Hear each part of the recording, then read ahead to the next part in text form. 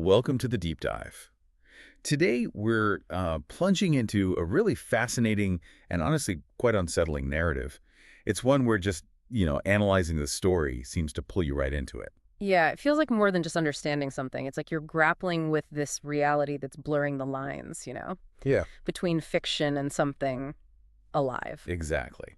So we're embarking on this deep dive into the wild, often absurd, and increasingly dark world of Mike's Waffenfacts, MWF. That's the one. And for this journey, our source material is, well, it's unusual. We've got podcast transcripts, some early chaotic ones, some later, much more disturbing ones. Mm-hmm. And intricate music logs, too, from this group called the Doza Crew. Right. Plus, peculiar historical documents, even these official disclaimers that seem to change over time, like living things. It's a lot to unpack. So our mission for you listening in is to try and pull out the key bits of knowledge from all this, frankly, bewildering material. Yeah, we want to connect these bizarre dots, see how we get from a weapons-obsessed podcast to what interdimensional conflicts. And maybe confront this really unsettling idea that, some stories might be more alive than they seem. Okay, so when you first bump into Mike's Waffenfacts, it seems like just chaos, like pure alcohol-fueled comedy almost. Oh, definitely. Those early episodes, like 477, famously called A Beautiful Mess. Yeah, recordings done after maybe a few too many drinks, background noise, burps, tangents about, I don't know, YouTube drama, cologne. Everything but the supposed topic sometimes. You've got Mike, right, the loud one, with these wild stories about his father. Gaspold. And then Richard, his partner, more cynical, sees conspiracies everywhere, even in Gulash Kanonen. Yes, the Gulash Kanonen. Oh. Basically military field kitchens. Right. But they talked about them like they could shoot food 500 meters, or maybe they were part of some government weather control thing. It was out there. And the Arschbomben Techniken started as diving talk. Yeah, diving techniques, but it just evolved into celebrating like forceful cannonball dives and, well, cruder stuff. So it was just this constant back and forth, like the sources say, Mike's exaggerations versus Richard's craziness. Exactly. It really shows how even really absurd, kind of silly content can lay the groundwork for something much, much darker later on. No kidding. But that humor, even back then, it had a nasty edge, didn't it? Oh, for sure. Our sources point to this definite undercurrent of toxic masculinity, a real glorification of violence. Yeah, they jump from talking about, like, weapons of mass destruction 1 minute to analyzing cannonball dives the next. The tonal whiplash was something else. And the hosts themselves could be pretty offensive. Jokes about race, gender, religion, mocking people like the Drachenlord. Yeah, definitely crossed lines. And what's really fascinating, or maybe disturbing, is watching how it progressed. It got heavier, more unsettling. Like the narrative itself was shifting. Right. Mike's character, especially, seemed to get much darker, more paranoid. Episode 37, remember? Under the influence, apparently praising dictators. Oh, yeah, for their leadership qualities. Yeah. And Richard was genuinely shocked. And Mike just brushed it off with that awful line, "You can't make an omelet without breaking a few eggs." Chilling, really. And then things properly blew up in episode 563. Ramonka, the sound engineer, the one who put up with everything. Finally had enough, yeah. The sources say Mike tried to get him to package his used socks as bioweapons for a darknet deal. It sounds insane, but yeah. Ramonka reportedly just quit, threw down his mic, walked out. Can't blame him. Nope. And that created a space, right? A vacuum. Which was filled very quickly. Maybe too quickly. So in episode 567, this new sound engineer shows up, Kai Rum. And his arrival lines up perfectly with MWF starting its final drift into the really dark stuff. And also with the Doza Crew's music becoming much more prominent. The sources don't paint it as a coincidence at all. It feels planned. Orchestrated, yeah. Okay, let's talk about Mike. His journey from, loud, messy host to whatever he became. It's central, isn't it? Absolutely critical. His behavior got more and more erratic. Then episode 605 happens. Right. During this presentation of Grindman technology, which sounds like some kind of dangerous, maybe interdimensional tech. Seems like it. And suddenly, the studio fills with this yellow, sulfurous fog. A shadowy, metallic figure appears. And Mike just vanishes. Gone. Seemingly killed. But here's the twist. He wasn't really gone, was he? No. After he disappeared, this mysterious singer, Mikkel, starts showing up in songs by the Doza Crew. That same musical group whose tracks seem weirdly connected to or maybe even influencing what happens in MWF. Songs like Wanderer, Seeger, Schwips, all featuring this Mikkel. And the voice. Sounded so much like Mike. People speculated it was Mike, sending signals, clues maybe. The lyrics talked about liberation, rage, a mirror cabinet of perception, suggesting some new chaotic reality he was in. And didn't the music video for Schwips actually show Mike after episode 605 in some desolate warehouse? It did. Wild stuff. But it wasn't just Mike whose life went off the rails. Richard, too. Right, his co-host. Episode 600, he gets arrested mysteriously by the SS. The Solar Soldier staff. Sounds like some kind of shadowy internal affairs for this universe, investigating weird phenomena, or maybe causing them. And they grab him right as he's about to reveal something huge. A truth bomb, as the sources put it. And those Grindman documents make the timing seem even more suspicious. Oh, definitely. He was about to expose something critical. About Grindman. About a portal on Regulus 5. For Regulus 5. This distant planet seems important, like a battleground. Could be. Or maybe Richard knew something about the Doza crew, or the SSS's real role. The SSS are apparently fighting Grindman on Regulus 5, investigating something. And then they pick up Richard in the studio at that exact moment. Yeah, the patterns just scream cover-up or some larger hidden agenda. It's not random. Okay, what about Kai Rem, the sound guy who showed up just in time?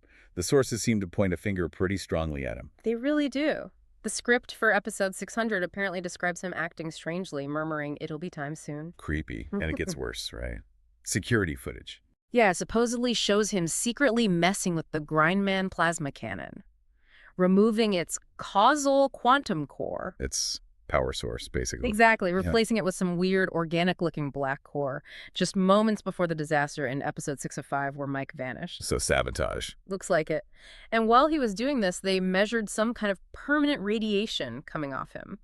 Similarly to anomalies on Regulus 5, even causing space-time distortions locally. Wow. And connecting the dots further, Kai Rem's name actually appears in that desperate Mayday call from the Nova crew on Regulus 5. The space exploration team that got caught up in all this. The very same. So it undeniably links him to these bigger interstellar conflicts. He's not just some random sound tech. Okay, so with all these events, these characters all tangled up, what does it tell us about the bigger picture, the universe this story built? Well, the mainframe seems absolutely crucial. It's described as more than just a digital reality, almost like a sentient prison, a controlling digital maze. That the Doza crew supposedly escaped from. That's what their songs suggest. Tracks like Mainframe Revolution, Mainframe Release, they sound like anthems about fighting to get out. But that Nova Crew Mayday call you mentioned, it uses the word mainframe too, right? Even though they're, like, physically on Regulus 5. Yeah, which is odd. It suggests mainframe might not just be digital. Maybe it's transdimensional. Or even has a physical component. It's unclear, but it's pervasive. And on Regulus 5 itself, there's this scourge. Sounds terrifying. Absolutely horrific. Based on Grindman's own reports, the Expedition's Burst What do they say? describes it turning people, sentient beings, into will and lose horden. Basically, willless hordes. Minds wiped clean. Empty shells. Chilling. And it sounds a lot like how the Doza crew describes souls lost in the mainframe. Exactly. Which leads to the question, who or what is behind it? This plague. Graph paste, that name keeps coming up. Yeah, in the Doza True logs, Richard's hallucinations, always as this ultimate evil causing cosmic chaos. And Grindman's reports hint that Graph paste might actually be someone called the Shepherd. The one apparently controlling the Scourge. Yeah. It points towards maybe a single, incredibly powerful, malevolent entity pulling the strings behind all this cosmic horror. Okay, now, this is where it gets really, really weird. Kind of mind-bending. Because the story we think we're analyzing might be doing something to us. Or it's connected to our past. You're talking about the historical documents, Mike Friedlieben. Yeah, this guy from the 15th century, Schopheim. And the parallels to modern Mike are just uncanny. Public drunkenness causing chaos, wild stories about his grandfather Gaspol, conspiracy theories, memory loss. Even overly foul-smelling flatulence. It's all documented back then. And what's truly wild and unsettling is that those old reports, like one from Emden in 1493, explicitly draw parallels between this Mike Fried and a named descendant, sometimes called Mike or Mikkel or Make. They even compare the psychological effects of a fog in Mike Fried's time to the fog in episode 605 when Mike vanished, across centuries. It makes coincidence seem really unlikely. It suggests a pattern repeating through time. But the absolute kicker, the thing that blows it wide open, a tiny piece of a 15th century seal. From a document about Mike Fried dated 1491, And on it, you can faintly make out letters spelling. Grindman and Regulu. How? How do names tied to this modern, disturbing narrative appear on a 500-year-old artifact connected to some medieval troublemaker? It completely messes with time, past, present. It suggests this chilling loop woven through history. It forces you to rethink everything. These documents aren't just confirming Mike's weird stories, they're showing these deep patterns across generations. Maybe it's not just a story, maybe it's a cycle. Wow. Okay. So we've definitely traced an intricate path today. We really have. From Mike's Waffenfakt, starting out as this chaotic, booze-soaked comedy, Gulasch Kanonen, Arschbomben-Techniken, Yeah, the messy beginnings. to becoming this really profound, disturbing meta-mystery that seems to fold in on itself. We looked at Mike again, his weird behavior, vanishing, then maybe reappearing as Mikkel in those Doza Crew songs, like a fragmented identity or signals from another reality. And Richard, grabbed by the SSS just as he was about to spill the beans about the Grindman documents, suggests he knew something dangerous. Definitely. Then there's Kyrem, the mysterious sound guy. Whose actions, like messing with that Grindman plasma cannon, Seem to link him to everything. Richard's arrest, the Nova Cruz Mayday from Regulus 5. Is he puppet master? A key player? Hard to say, but he's involved. and we connected the bigger universe stuff too. The mainframe, that controlling reality. The terrifying scourge on Regulus 5, turning people into empty husks. And Graph Paste, the ancient evil, maybe this shepherd, controlling the plague, according to Grindman's reports. A whole universe in conflict. A vast, terrifying struggle, yeah. And we absolutely can't forget that really mind-bending twist at the end. The historical echoes. Mike Fried Liebman. In seeing Grindman and Regulus on that 15th century seal fragment, Yep. suggesting that recursive pattern through time, blurring reality itself. You know, as we sit here talking through all these sources, I can't help but think about those warnings we found. In SCP-Area SMWF.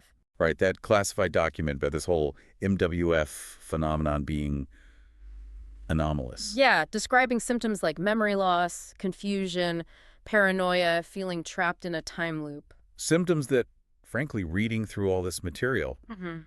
we've kind of felt ourselves, haven't we? A little bit. A little too close for comfort, maybe. It really makes you wonder, doesn't it? If just researching, just analyzing a narrative like this can cause those effects.